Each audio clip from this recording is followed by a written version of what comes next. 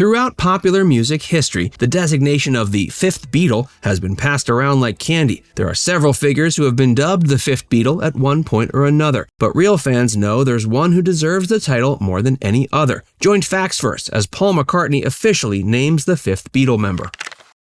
Was George Martin the true Fifth Beatle? In March of 2016, a notable music producer named George Martin passed away. While he might not be a household name, he should be. He's widely considered to be the honorary fifth member of the most popular music group of all time. Those who do know George Martin will know he was not only the man who offered the Beatles their first recording contract, but he also remained the group's producer until it broke up. The contributions George made to the music of the Beatles saw him take on far more roles than the average producer. In fact, he provided most songs' orchestral arrangements. Anyone familiar with the Beatles' music knows just how integral George Martin's lush orchestration was to the majority of their songs. The four main members were all relatively untrained musicians who had a knack for songwriting. It was George Martin who harnessed their talents. Upon his passing in 2016, the surviving members were quick to pay their respects. Since the Beatles broke out into prominence in the 60s, there have been many people dubbed the Fifth Beatle. Although the band started out with 5 members in the 60s, it had only its 4 core members by the time it rose to prominence. After George Martin passed away, Paul McCartney came out and confirmed what most people already knew, that George Martin was, in fact, the Fifth Beatle. Paul also said he considered him a father figure.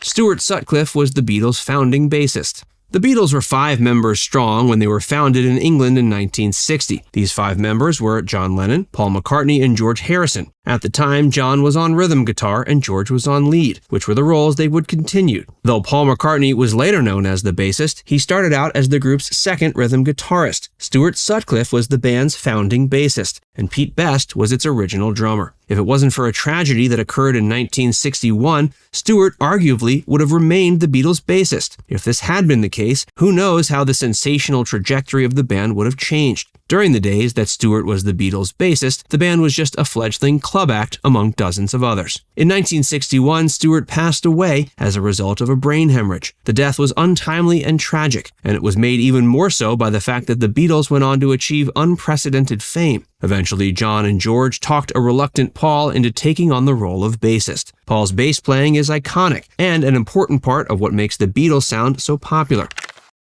Stuart came up with the Beatles' iconic Mop-Top hairdo. Many have called into question the musical talents of Stuart Sutcliffe. This, combined with the fact that he only performed with the Beatles for a brief period of time, significantly decreased the merits of calling him the Fifth Beatle. Though Stuart isn't deserving of such a designation, he did make some significant stylistic contributions to the band. It was Stuart who was the first member of the Beatles to adopt what later became their iconic mop-top hairdos. According to legend, Stuart was inspired to come up with the mop-top after seeing a similar hairdo on artist Klaus Voormann. The remaining members of the Beatles then adopted similar hairdos for themselves. After Stuart passed away in 1961, the Beatles kept the hairdos and became famous for them. Before we tell you more, be sure to give this video a like and subscribe to Facts First if you haven't already.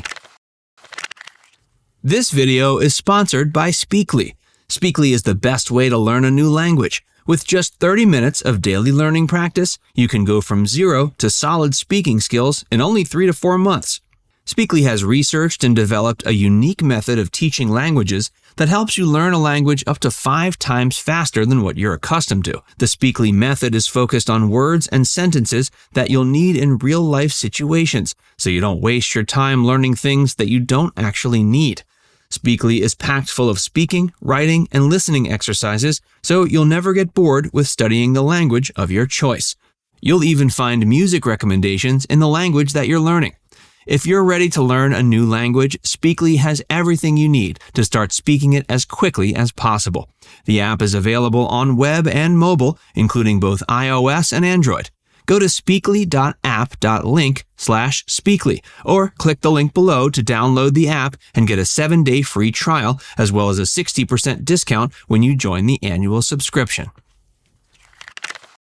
Pete Best referred to himself as the Fifth Beatle. Not only did Stuart Sutcliffe inspire the Beatles to adopt their iconic Mop-Top hairdos, but some have also suggested he was the one who came up with the group's name. Though the Beatles became famous partly because of their mop-top hairdos, they would abandon them a few years later after rising to prominence and adopting hippie looks instead. Another figure who could reasonably be called the fifth Beatle is Pete Best. Pete was the Beatles' drummer before Ringo. Pete performed with the group for a good deal longer than Stuart Sutcliffe, though his contributions are arguably lesser. He served as the Beatles' drummer from 1960 to 62, but he wasn't featured on any officially released recordings from the band until the release of the album Anthology 1 in the mid-90s. Within the liner notes of Anthology 1, which was a compilation made up of unreleased material from the Beatles' earliest years, Pete Best made a fairly egotistical claim. However, it's likely it was made tongue-in-cheek. Pete wrote in the notes that the surfaced recordings contained in Anthology 1 were going to prove once and for all that he was, in fact, the fifth Beatle. Like Stuart, Pete was technically a member of the Beatles during the period of time in which the group was a five-piece ensemble, and he's also not considered one of the four core members. Because of this, it's not unreasonable to call Pete the fifth Beatle, but again, he's not the real one. Other potential fifth Beatles. Another early member of the band who's rarely talked about is Chas Newby. Chas played bass for the group when Stuart Sutcliffe couldn't, as Stuart lived in West Germany and the Beatles were technically based out of Liverpool. The Beatles spent much of their early days working as a club act in West Germany, which is when Stuart was their bassist. When they returned home to Liverpool, Chas took over duties on the bass temporarily. His contributions to the group are even less than Stuart Sutcliffe's and Pete Best's, so he's nowhere near deserving the title of fifth Beatle. Another person who has nearly as much claim to being called the fifth Beatle as George Martin is Brian Epstein, the manager of the Beatles from 1961 until his death in 1967. Brian's the man who helped secure the Beatles their contract with George Martin, and it was his unwavering faith in the group that allowed them to blossom into the successful act they became. Unlike most managers over the course of music history, Brian didn't want to impose himself on the Beatles' creative freedoms. This allowed the Beatles to show the audience who they really were. Epstein stuck out his neck for the Beatles during their early days, and this allowed the group to achieve its unprecedented success. The core members of the Beatles all greatly revered the man, and they were saddened when he passed away in '67. Many believe that Brian's passing signaled the beginning of the end for the beloved group. Given how hard it was for the band to function without him, there's a lot of merit to calling Brian the fifth Beatle.